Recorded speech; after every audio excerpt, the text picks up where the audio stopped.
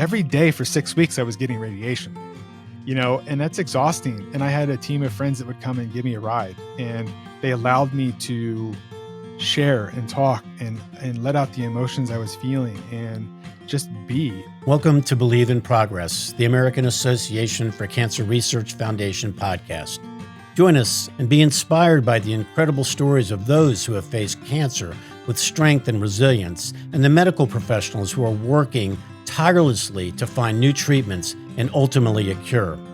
Believe in Progress isn't just about the science of cancer. It's about the human side of this disease. Together, we can make progress in the fight against cancer and bring hope to those who need it most. Welcome to the Believe in Progress podcast, brought to you by the AACR Foundation. I'm your host, Mitch Stoller, Chief Philanthropic Officer at AACR.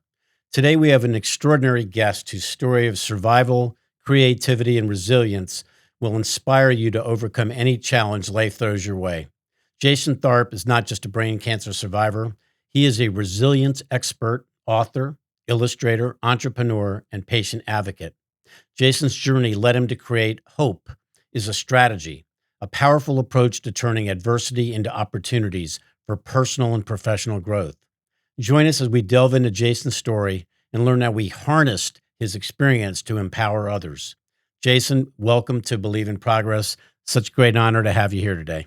Hey, Mitch, thank you so much for having me here. It's an honor myself. Well, great.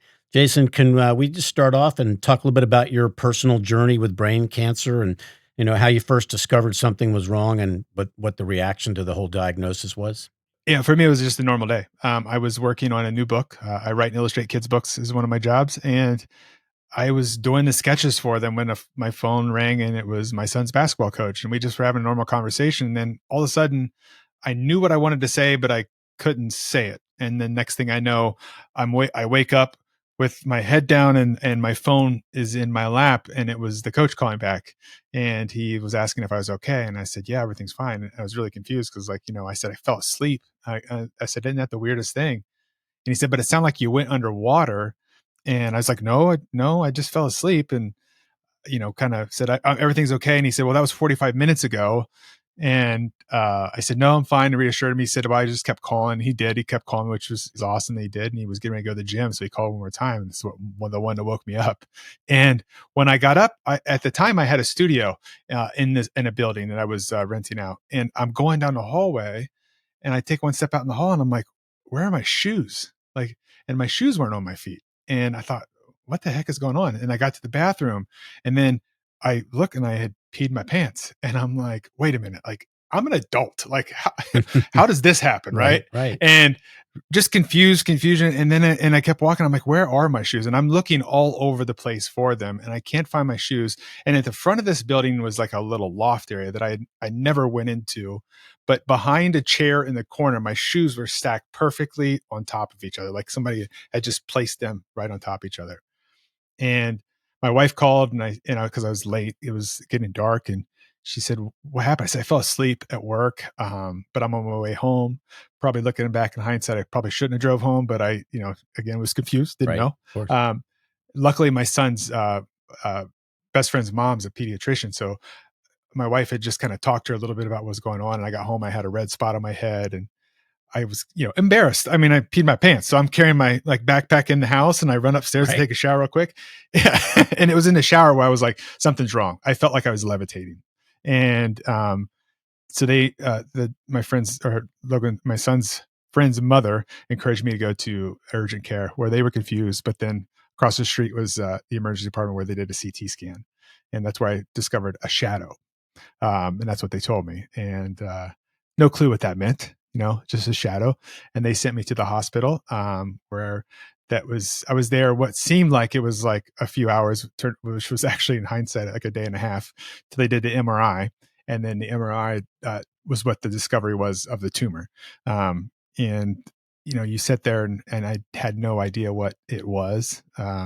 Nobody came in to talk to us. And then, probably about 2-3 hours after, this young doc came in, and she just was like, has anybody read your results to you? And I'm like, no. And she just said, well, it sounds like a high-grade glioma. Somebody will be able to talk to you. And she just left the room. Oh my God. And of course, I don't know what that is. So like any natural person would do, I turned to Dr. Google and Right. I read the first sentence and just handed my phone over to my wife. And, that's when I would say the fear kind of kicked in a little bit. Hmm. Easiest way to describe it. But that would be like the intro to the Brain Buddy was he decided to make a grand entrance like that. Oh my goodness. Was this in Columbus, by the way? Yeah, it So was in Columbus. Yeah. what hospital? Be nationwide or no? I went to Riverside for the surgery is where I was at. I Hmm. currently get treatment now at OSU James. Okay. So what happens then now you've been diagnosed? What's the next step?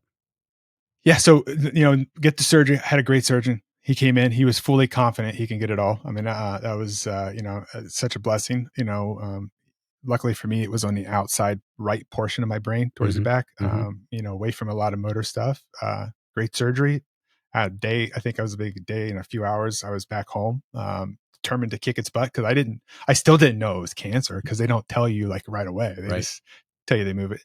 And then um, insurance, which is a journey in and of itself. I, I won't name the insurance company, but the insurance company I had at the time denied all coverage. And I was then kind of forced to leave that the hospital and that doc and all that stuff like that. And I was luckily uh, sent over to the OSU James where I was able to get treatment, transfer my insurance. I was able to get new insurance plan, all that good stuff like that, and go in for the first thing. And by this time, they still haven't. This is 3-4 weeks later after surgery. Still don't know what I had. I Right. still had zero results back, Hmm. and which was kind of weird from what I understand now. And the day that I met the physicians, the first I met my radiation oncologist, who was an amazing doctor, and then the second doc I met was supposed to be my neuro oncologist, and they got the results in front of me. And rather than doing the million other ways that they could have handled it by leaving the room to actually read it, they chose to read it right in front of me. And first words were, "Oh my gosh, this isn't good." And I'm saying, "What?" You're It's lying. You're it's lying there. yeah, yeah. It's like grade 4 Hmm. is what they said, stage Oh, 4. And I said, and I try to approach everything with a little bit of levity. And I said, well, Rocky 4, best yeah. Rocky movie. Like, Right. oh no, Sylvester Stallone's such a bad actor. And I'm like, what, you gotta be kidding me. I'm like, and then I'm like, your stats don't mean anything to me. I'm different. And they literally say within 2 minutes of meeting me, you're going to be dead in 7 months. And I was just, as you can imagine, I'm a dad. I have 2 kids. Yeah. I'm fairly young, and I just couldn't accept that idea. And it just kept you stick. And I think what people that maybe don't deal with cancer, or even a caretaker, can understand is that you kind of stop on that word. It kind of bounces around in your head. They keep talking, and it turns into Charlie Brown's teacher, right? And this doctor in particular, which I will say is not my doctor anymore, just kept kicking and kicking and kicking until finally they realized they shook me. And they said, do you need to take a break? And this is where I found that the resilience part of me kicked in, because growing up as a bullied kid, I realized this is why I was bullied so much as a kid, because I stood up for myself. And I said, well, clearly you're enjoying this, so you should get this over with, because you're no longer going to be my doctor. So, just finish it up. And they responded back with, "I'm trying to be thorough." I was like, I said some not so nice things. I said, "You're not being thorough. You're treating me like I'm just a number on your page. Right. I'm a person sitting across from you," and stuff like that. And so I left there, and then luckily it was the nurse that came in. The nurse came in and could see that I was hurting, could see my wife was hurting, and put the paper down and said, "I'm supposed to go over this stuff, but how are you?" And that was kind of the shift where I started to look at it in a different light. And the one thing I will say that the doctor did that was a very good thing for me was, um, they mentioned this device called Optune. Right. And they said, there's this device called Optune. I would never wear it because you have to shave your head. And I said immediately, why do I care what you would do? I'm already bald, so I don't need to shave my head. And my wife luckily took a picture of the screen. And it took, it took a lot of like anxiety and all those things. I hadn't slept that week. And then Wednesday morning, after I hadn't slept, I asked my wife at, like, I don't know, it's like 3 a.m. I was like, what was that thing called? Right. And she said it was called Optune. And so the first time I used Google the correct way, I searched Optune good news. And when I did that, I come across an article of somebody that was wearing this device that I wear, and he's talked about how he still skis. And that's all I needed. That was this first spark of hope in my life, that I realized that like there is a different way, and I started leaning into that. Surprised they even mentioned Optune like that, because it's not that, at that, it's just not that readily known, or it needs to be better known. Let's put it that way. Yeah, Yeah. absolutely. Yeah. Yeah, it was just a flippant, like, hey, there's this thing. And it was because they were out of options to tell me. Like they just kind of said it out, almost like it was said to me, almost like it was like not believing that you're going to do it, or almost like this sarcastic, like, well, here you go. It was a very weird interaction, but And how many at years the, ago was yeah, that? that was like 3 years and 4 months or so. So I guess they were a little wrong on that I'd prognosis, say huh? so. I'd say so. Happily say that.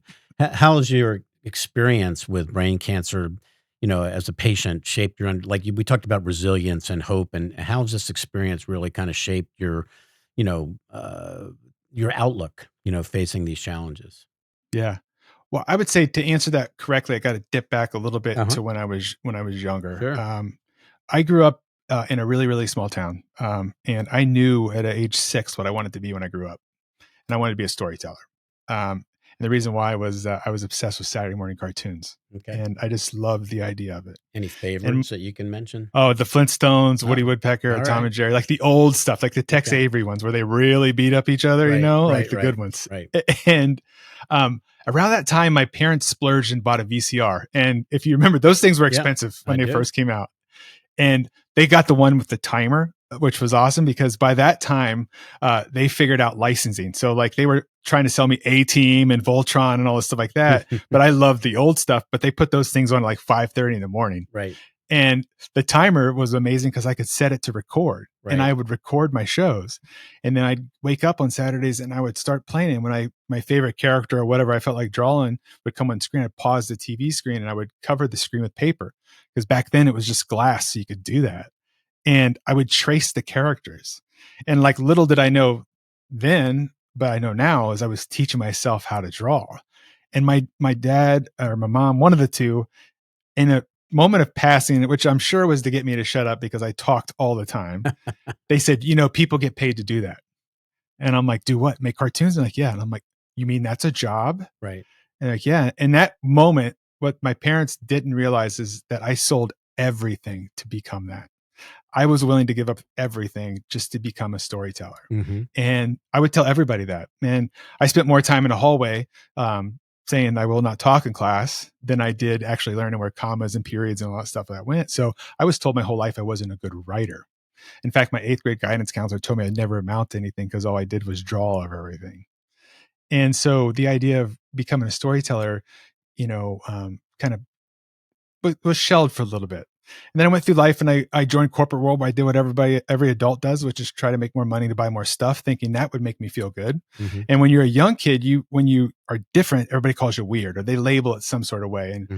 I think most adults listening to this would understand this as well. But the thing was, is as a kid, I started telling myself all these bad stories. And I believed everything everybody was telling me. That started to form this version of myself that was just self-loathing, self-hating, all that stuff. And then when I went into corporate world, I thought, well, I can just, make enough money to make it all go away. Right. And then I ate my feelings. And when I graduated high school, I weighed 175 pounds. 2 years later, when I met my wife or married my wife, I was almost 400 pounds, and I started to, and I took control of my life there, but I ignored the awakening there. I lost 189 pounds and I've held it off, for a long time, but I didn't face what was actually the problem. And then corporate world, like I said, and then I left corporate world to start my own business.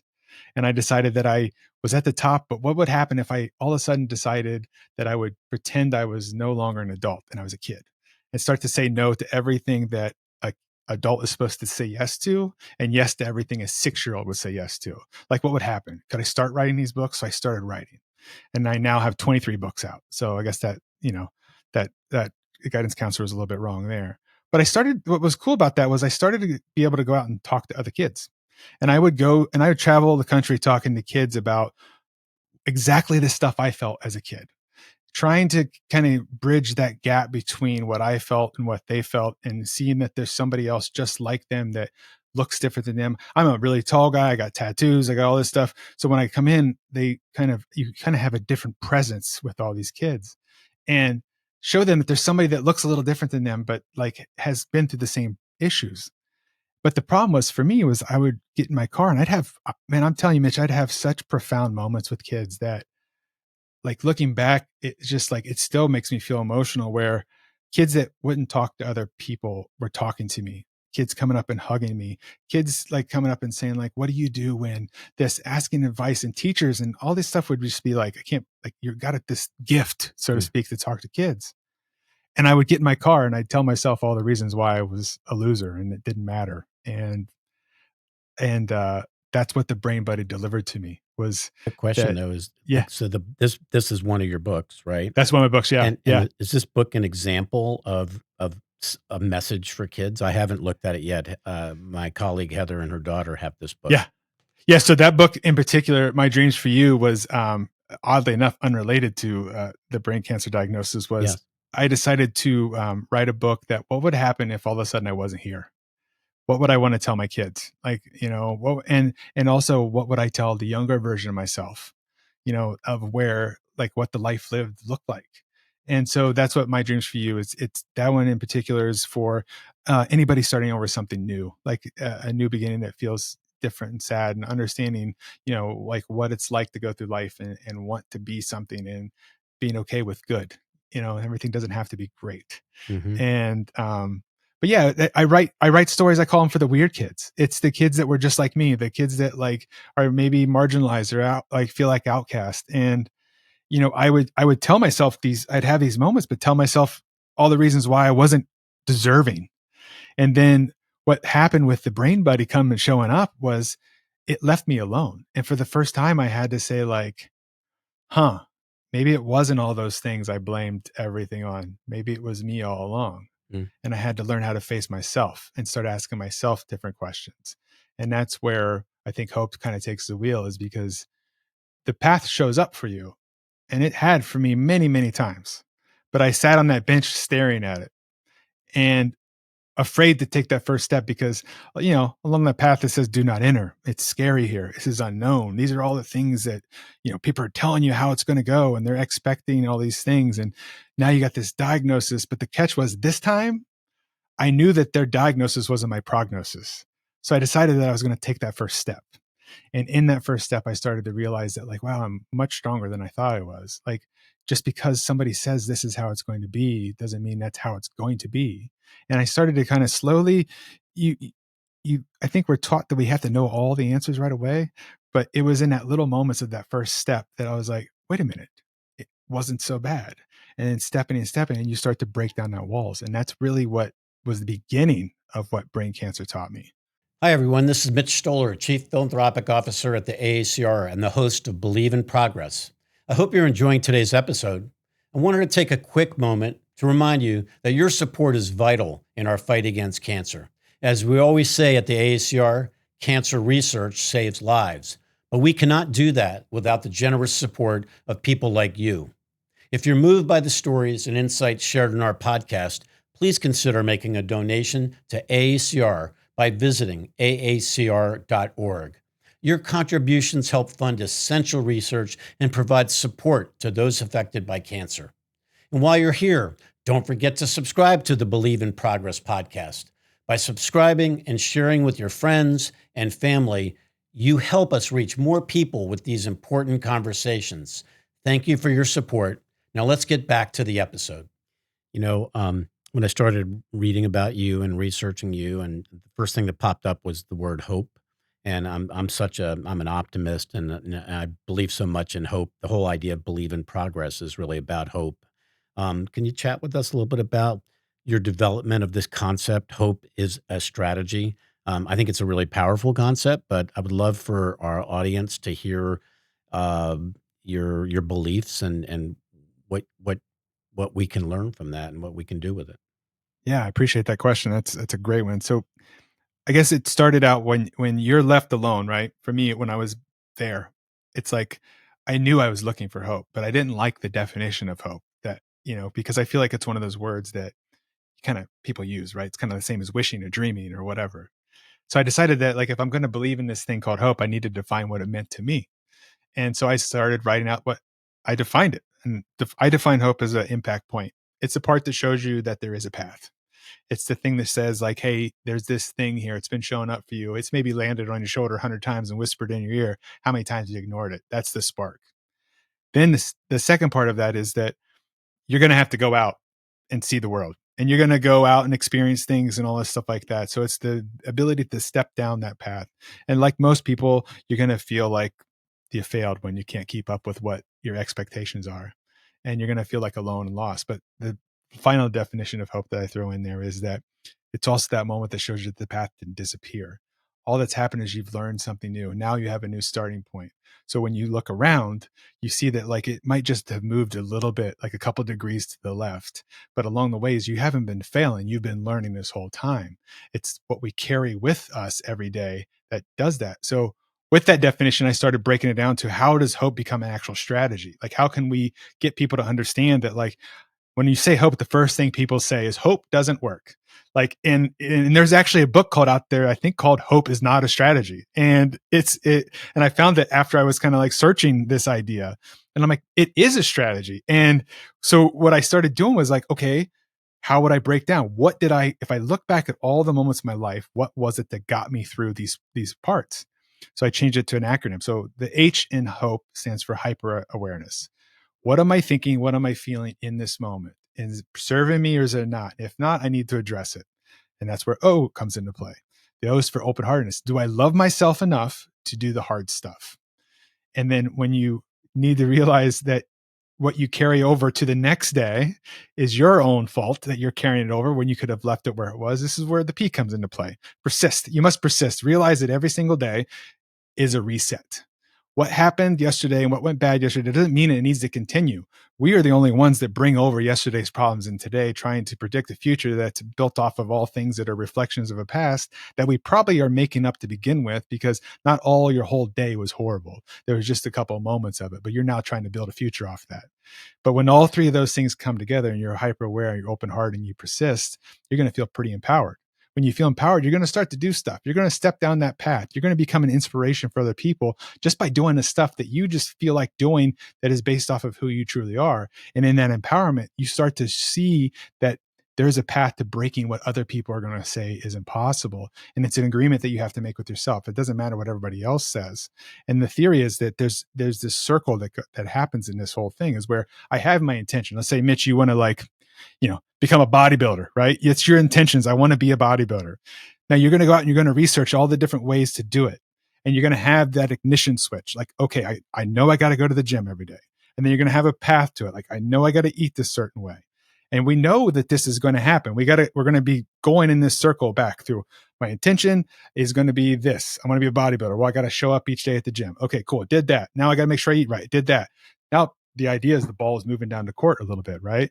But the thing is that in this theory, what's missing out in the hope theory is this idea that hope needs to be there all the time. Because there's going to be some days, Mitch, where you're going to have to go like, I'm not feeling it. I got to be hyper aware. I'm telling myself all the bad stuff. I need to dip back into hyper awareness and bring that forward into my intention. Some days you might be like feeling all of it. Man, I don't feel very empowered. Now you're going to reflect back and go like, man, all those times that I didn't think I could do it, look how far I came. So it is a cycle that we keep doing, because what happens is that where I think most people get it wrong is they don't realize time is always moving and your intentions are always moving.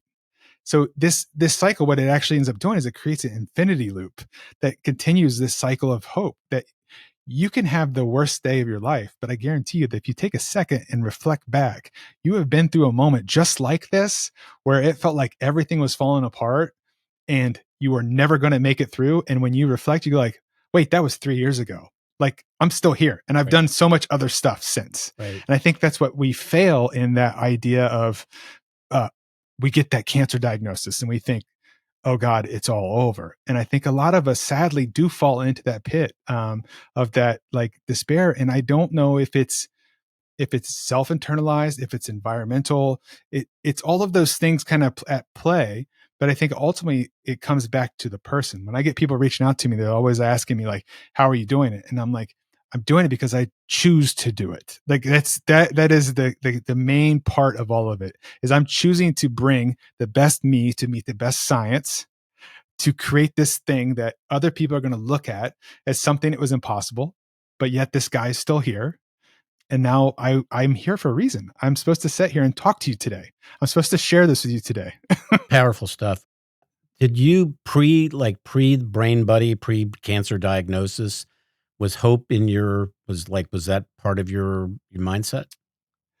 Not really. No, Okay. I think before that, what it was growing up, I always had, people talk about it now. You hear it a lot online, like where people are talking about, like you walk into a room, you have a feeling, like you have this intuition. Hmm. And when I was little, I had that all the time. And I knew pretty quick who the people I should be around, who I shouldn't be around. And I can kind of pick up on vibes, so to speak, or whatever you want Hmm. to call it.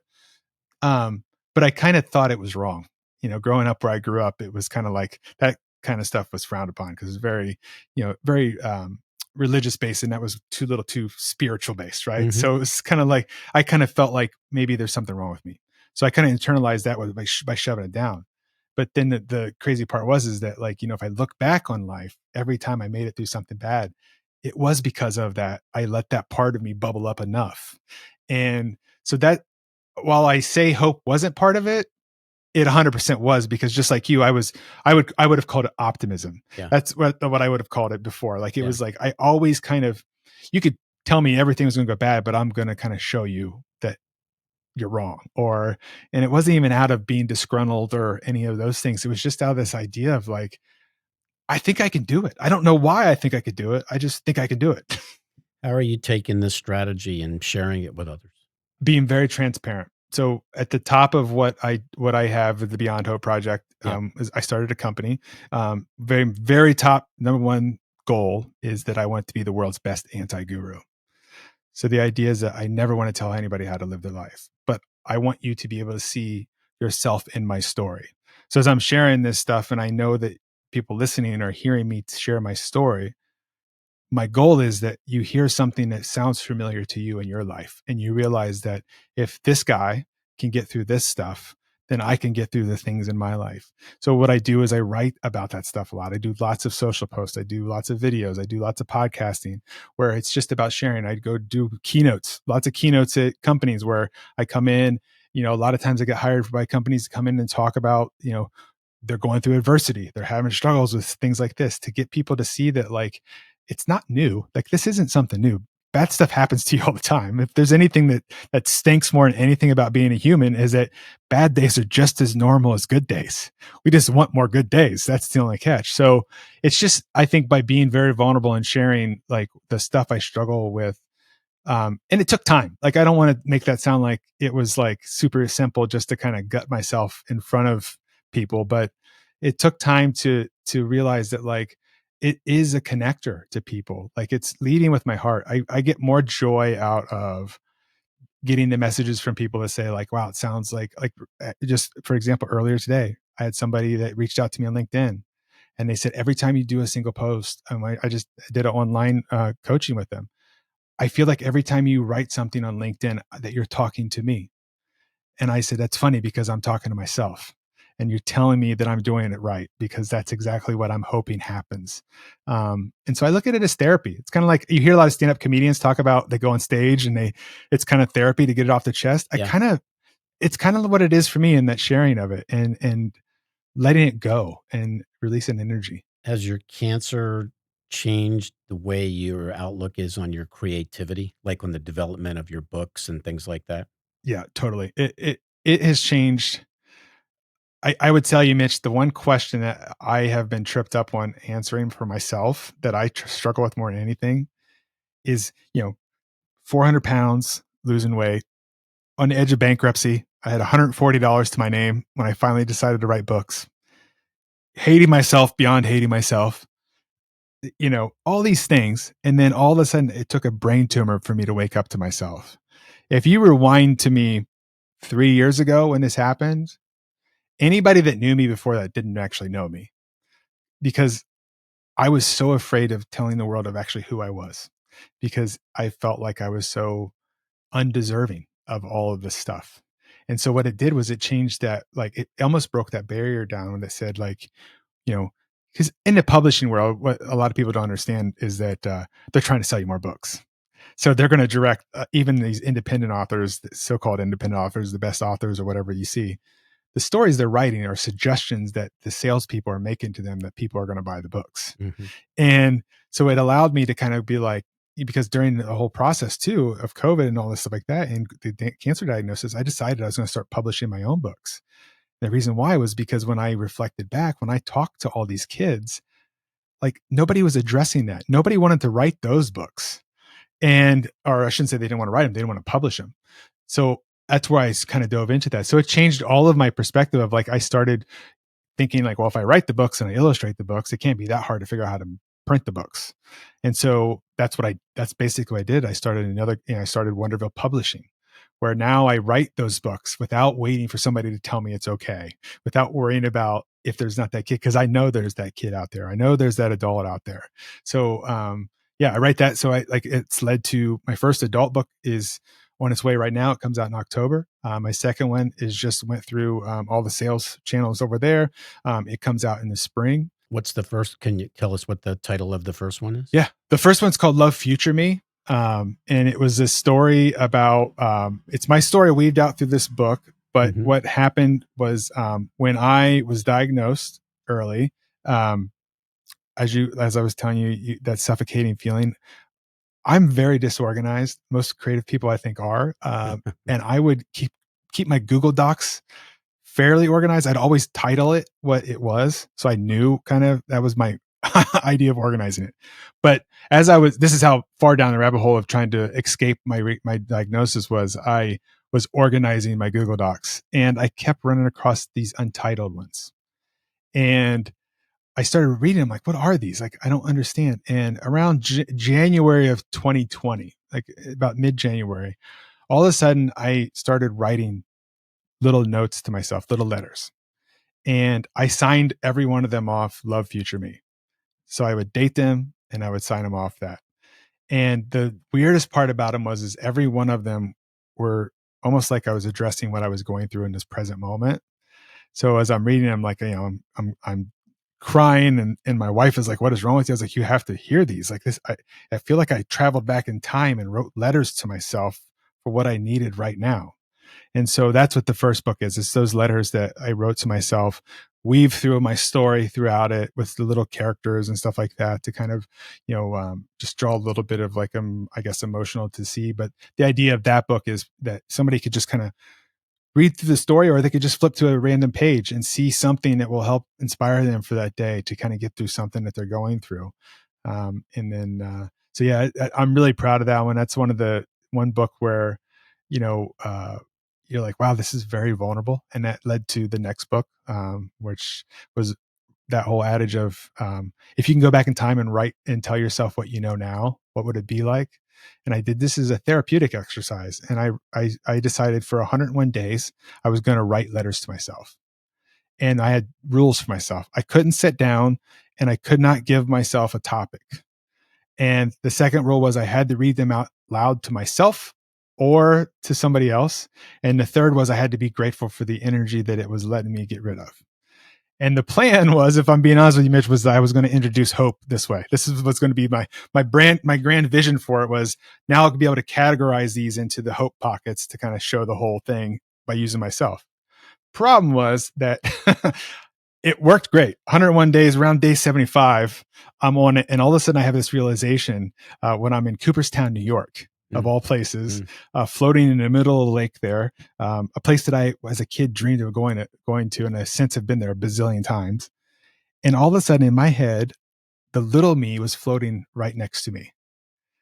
And I had this realization that, like, oh my God, it's been you this whole time. It's almost like this little kid in me has kept showing up when I needed it. And what screwed up my book was that from that point forward in the rest of the book, I'm asking myself to let myself go, to like stop blocking myself from being the real me. And so that meant that it now has to stay in chronological order because that way people could see it, because it's very clear when I reread it. But I think that's what's pretty magical about like this whole journey. It's because I no longer put up those blocks. What the Mhm. brain cancer did was it allowed magic to happen. And the Mhm. damnedest thing is it happened because I just got out of my way. Like it wasn't like anything changed. Amazing. Amazing. How important, has your family been supporting you, not only with the diagnosis, but just life in general? I don't know if I would still be here without my wife. She was there to walk me through every panic attack. I don't know how many miles we walked when I was first diagnosed, because the hard part was my oldest son was away at college, and my youngest son, well, he and I are pretty close, like we're really close, and spend a lot of time together. So he's still with us at home, and I would see him, and of course I can't tell one away from each other, and so I would have to be like, I had to wait for our oldest to be able to come home, and I would see him and I would be like, we got to go for a walk. And I'd have to walk and talk through what I was feeling because I didn't know what a panic attack was. Right. I think Ted Lasso does a great job of like actually what it feels like. It is Right. that. I mean, Absolutely. when I watched that show, I was like, oh my God, that's what it felt like, Mhm. and every day for 6 weeks, I was getting radiation, and that's exhausting. And I had a team of friends that would come and give me a ride, and they allowed me to share and talk and let out the emotions I was feeling and just be. And then my boys just um, allowing me the space to tell them what was the hardest conversation that I would ever tell them. It's That's powerful. it's horrible when you got to tell your kids that you don't know what's coming. And I had to do it twice. Right. Going into brain surgery, I had to do it. Right. That call of they're cutting into my brain, like, and you want to tell them all the stuff, right? Yes. And you only got a few seconds to do it. And then when I got to tell them the diagnosis, you know, you're getting 2 words out before you lose it. And Right. so, just looking back, How'd they react, Jason? like you would imagine, um, we were all just a big pile of mush, Yeah. and Yeah. and defeated. But then the craziest thing is now looking back at it, and the boys tell me all the time, they're like, what's crazy, Dad, is like, I totally forgot that you had it. Like, and when you told us, he goes, I know it was really hard for you, but like, I don't know if we ever believed it was actually going to happen, and, it was cool. And, I think one of the coolest things that happened was my oldest son, who's in college. One time he told me, Dad, I just want you to know that I'm going to be okay. And, you know, Yeah. it's tough. I mean, there's nothing better than having kids. Right. And, it's, yeah, it's just, and when that feels like it's going to get taken away from you, and it makes you want to fight for it. And I don't think fight's the right word. Cause I will say, as a caveat to all that, like one thing I never resonated with was the fight cancer message. Mhm. And I have a little reason why was, as my doctor explained to me, there's no genetic markers that makes GBMs happen. And so logically, as a storyteller, I go, oh, well, that means that if there's no genetic that says it's going to happen, that means it came from me. So I can also be the guy that's going to make it not come back. And I remember having this conversation with Dr. G, who's my doctor at the James. Awesome guy, fantastic doctor. If anybody is at the James that going through what I'm doing, Dr. G is the guy, Dr. Giglio. This is his full name. Wonderful doctor. I told him, I said, I've been thinking about that. I just don't resonate with that message. He's like, why? And I said, because I'm a person that what you think about, you bring about. And so if I wake up every day and I have to fight cancer, that means that cancer must exist in my body in order for me to fight it. And I said, and I have spent my whole life fighting myself. And I'm tired of that. Instead, I think what I'm going to do is I'm going to choose to live. And then that's where I just kind of like decided that I'm going to be the light that shows up for people, that kind of is that thing. Now, I will say for 100%, sure, I did all of that before. But the catch was I didn't believe that I was doing it. Before Mhm. it was just like, this is what you should do. But I didn't actually believe that it was anything deserving or good that was supposed to happen out of it. It was just, this is what you're supposed to do in life. And this shift happened when I realized that, like, well, I'm still here for a reason. Like, this good can help somebody, like truly help somebody. And in that process, realizing that, like, oh my God, I'm helping myself too. Like, I never knew that what I was afraid to face would reveal the best gift that ever happened to me, which was finding me. And it all came out of this stupid thing called cancer. Hmm. And like, and so the mission became like, how can I wake people up before something like this happens to them? There's got to be people out there looking for these answers, and the answer isn't out there. It's all in here. Right. Do you have mentors, or have you had mentors in your life that, again, have helped you frame some of these philosophies, you think? So I grew up as the only child, and I was really lonely. I spent a lot of time by myself. I didn't have a lot of friends growing up, but my grandma, um, I spent a lot of time at her house, and my grandma was a unique lady. Like, she never drove. I never remember her driving. She never really left the house. Um, and she would sit there with me, and we just hang out and play cards. And like, I remember, like, this is a great example of my grandma. Like, so I was a kid in the 80s. Grew up, I was born in 76. So, if you remember, like, Culture Club and Boy Sure. George, right? Like, so I remember one time we were watching TV and he was on the screen, and I'm like, who's that guy? Cause I remember back then he had Right. makeup and all this stuff. And she's like, oh, it says on the screen, his name is Boy George. And I'm like, oh, he looks different. And my grandma says, yeah, but he's just like you. Like, he's just a person. And it was like, that was like, kind of sums her up as a perfect thing. While everybody else is making all these assumptions about this guy and questioning all these things about this guy, she just summed it up so perfect to me as, like, he's just like you. And I remember my grandma always telling me, and I would confide in her about how I struggled because, like, I didn't feel like I fit in. And she would just be like, honey, it doesn't matter what they think about you. It matters what you think about yourself. And, I never understood any of that stuff as a kid. Like, it didn't make sense, but looking back, like, for sure, it's those things that she had, these little things that she would just say. And I often think about how much she must have been sitting there churning that stuff around her head when she didn't leave her house. And she would just drop these little things, on my head. And I wish that she was still here so Of I could course. tell her, Pretty profound. but, yeah, yeah, yeah. It was definitely, looking back, it was for I sure. had, my mother's mom, my grandma, actually lived with me when I was a little boy until I think I was like maybe 8 or 9 years old, and she had a huge effect on me. Just this, like, unconditional love. I remember, I can even visualize it today, always being out and, like, and watching TV, but, like, she would just cuddle me just constantly. It was just like that unconditional love that really made a big difference in, I think, who I became. So it's pretty special stuff. Pretty 100%. special stuff. That's Yeah, awesome. yeah. Yeah. Grandma's They pretty are cool. very, very cool. I'm a pop now, so I'm That's awesome. loving doing that. Cancer patients, people dealing with cancer families, they're connecting with you. How do people get in touch with you? And I know we'll put some things out in the show notes for the folks to hear, but what's the best way for people to connect with you if they want to learn more about what you're doing and get your help? Just jasontharp.com. On there is all my links to all the social stuff. I'm on all of the different ones, so they can connect with me in any of the social stuff. Info@jasontharp.com goes to one collective email, so we can always do it that way. That's fantastic. Well, listen, Jason, it's really been just a wonderful pleasure to spend a few minutes with you, and I love what your attitude.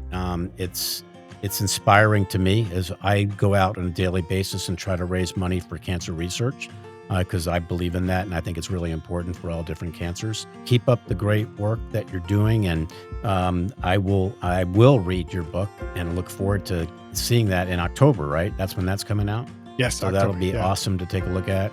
And this is going to be a great episode. People are going to love listening and watching, and I really appreciate you giving us some time today. Absolutely. And Mitch, if I can do anything to help you on your journey, please reach out. I'm happy to help and lend a hand any way I can. We most likely will, Jason. We most likely will. Well, thank you so much. Really appreciate it, man. I appreciate it. Thank you, Sam. Thank you, Jason, for sharing your incredible journey and the transformative power of hope and creativity with us today. Your story is a testament to the resilience of the human spirit and the positive impact that one person can have in the lives of many.